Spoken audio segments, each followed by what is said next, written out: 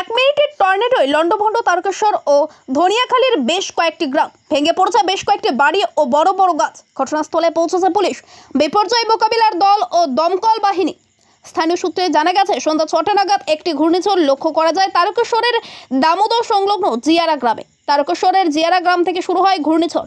শক্তি ক্ষয় হতে হতে ধনিয়াখালীর নিশ্চিন্তপুর হয়ে বর্ধমানের দিকে সরে যায়। ঘূর্ণিঝড়ের প্রভাবে জিয়ারা গ্রাম বেশি ক্ষতিগ্রস্ত হয়। এছাড়াও নিশ্চিন্তপুর, হবিপুর, মোহনপুর হয়ে সোনাগড়িয়ার দিকে দুর্বল হতে হতে সরে যায় ঘূর্ণিঝড়, যার প্রভাবে ভেঙে পড়ে গাছপালা ও ঘরবাড়ি।